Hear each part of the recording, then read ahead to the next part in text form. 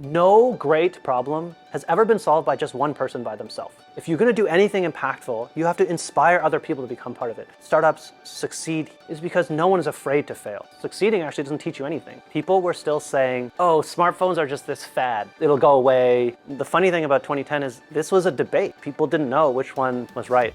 My name is Joseph, and I'm the CEO of StartX. StartX is the community for startups coming out of Stanford, including tenure-track Stanford faculty, serial entrepreneurs, industry experts, and well-funded, market-ready. We represent Stanford entrepreneurship all across campus. I started my first company named WifiSlam. It was acquired by Apple in 2013, and it was actually StartX's 15th startup.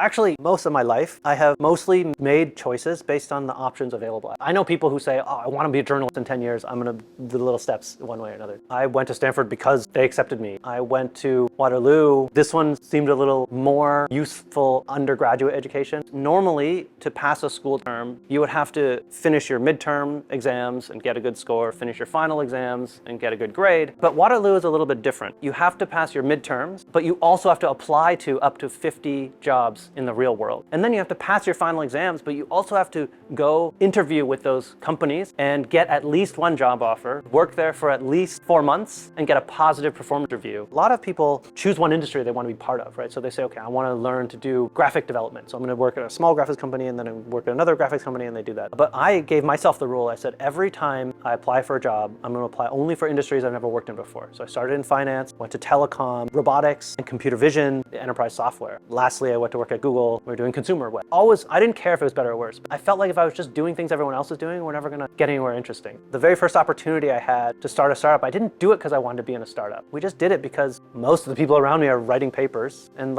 this seems kind of like a waste if we don't. And honestly, if you fail, who cares? You can still go work at these big companies after. When we started WifiSlam, there was still a debate. People were still saying, oh, smartphones are just this fad. It'll go away. And the other half of the people were saying, this is the future. Your mom, your grandma, your babies will have smartphones. You'll use them every day. The funny thing about 2010 is this was a debate. People didn't know which one was right. Today, in big cities, downtown metropolitan areas, the buildings are so tall that even if you're outside, you can't always see enough satellites to get GPS. WifiSlam, allowing your mobile phone to get location services, even when there's no satellites around. Dave and I were able to produce something that worked. We solved this problem that even big companies were struggling to solve. Should we let this go to waste? We can both go work at big companies, we're going to do whatever we want. But one day you realize, if I just publish a paper, this doesn't actually help real people in the real world. It just becomes an article that other people read. We were looking for a community of entrepreneurs that were the best of the best. We were the 15th company ever admitted to StartX, and just being part of that culture and being part of the Stanford entrepreneurship ecosystem, I think, inspired us to ask the same question. Would we just let this go to waste if it was just a paper?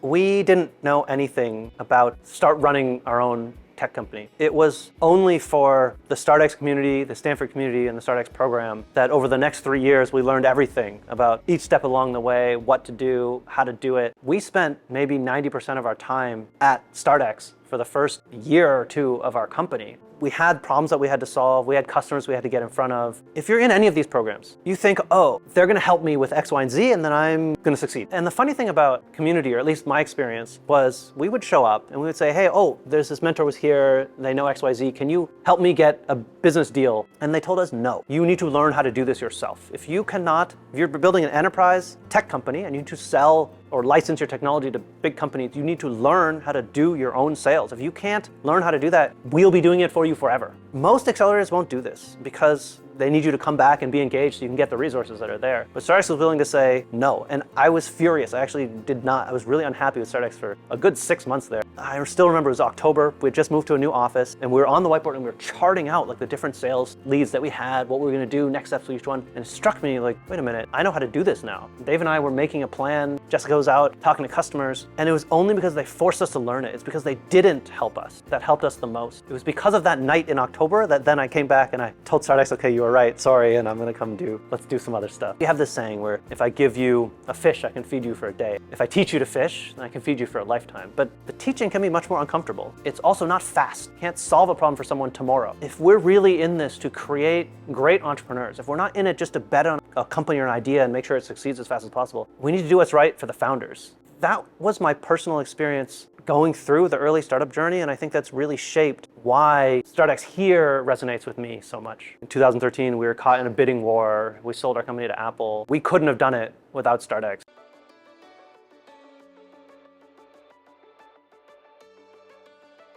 My goal from the very beginning was, how do we impact the most people? And we knew that if we could take this product that we built and incorporate it in Apple, 100 million new people use it every year. For a giant trillion-dollar company, they make really great decisions, and they teach us, number one, you're a startup. You only have 2 people. You have to choose to do one thing really well. You cannot afford to do multiple things mediocre. Number 2, there are so many strategies you could choose because you're starting from zero. You don't even have any preconceived notions of what has to happen, but you have to choose the strategies that play to your strengths. You have to understand who you are and choose the strategies that maximize your own strengths the best. They are constantly pushing you to say, any decision you make, you have to be able to describe how it affects the customer experience. You can't just make a decision because you want to. You have to tell me who the customer is, how it's going to affect their experience, and that's why we want to make this decision to improve the customer experience. On different days, on different times, each of us would go from, oh my God, we definitely should not sell, there's so many other things we could do, to, oh my God, we definitely should sell, this is a really great opportunity we could go. I don't think any of us ever agreed all at once, and I also think from week to week we all had different opinions. Combined from the day we started to when I left Apple at the end, it's probably 6 years, and along the way, every stage was different. We went from the smallest company in the world to the largest company in the world overnight. There are definitely people who like the comfort of saying, look, I'm gonna get comfortable with what I do, and then I'm gonna do it for a long time because I like it. But if you wanna be an entrepreneur here in Silicon Valley, you have to be prepared for every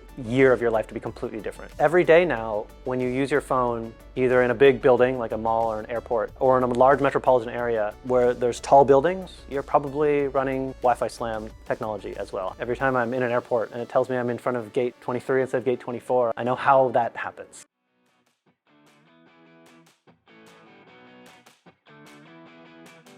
You have to be always super paranoid of anything that could cause your plans to fail. You also, at the same time, need to be always super optimistic and energetic and excited about what you're doing because it's such a tough problem. Start a company from zero and make sure you know that you're world class in something. Forget the startup. Pretend that's just you in the world by yourself. What are you world class at? What can you do better than anyone else, no matter what company you're working at? Startup, big company. What are your biggest strengths? What are your biggest core competencies? And can you identify that for everyone on your team? And can you construct an understanding for how those strengths fit into the vision of the problem that you're trying to solve? If you can't relate those two things, it's going to be an uphill battle for the next 10 years. My journey has been about doing things that are different to see what we can figure out. Whether it succeeds or fails doesn't even matter to me. I know that if we learn something new, we can apply that the next time around. But the thing about why startups succeed here is because no one is afraid to fail. We know that you learn more from failure than you do from success. Succeeding actually doesn't teach you anything. But if you learn from every mistake and you put in your best effort, you'll always have your best chance to get whatever you're trying to get. So you can ask yourself, if you grow up in a culture that your parents, your media, your movies, your role models, they all see failure as a bad thing, this will take time to change, right? Because you have to change a whole society.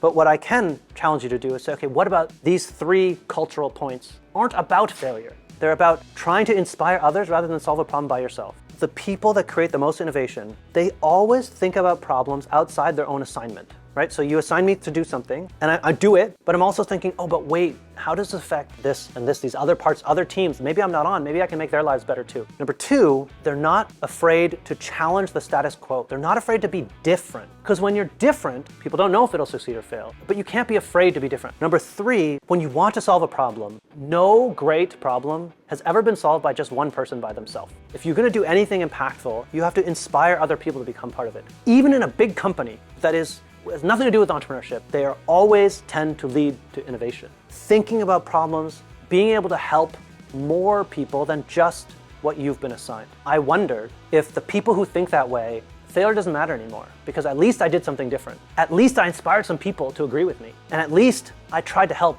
someone else that was not myself.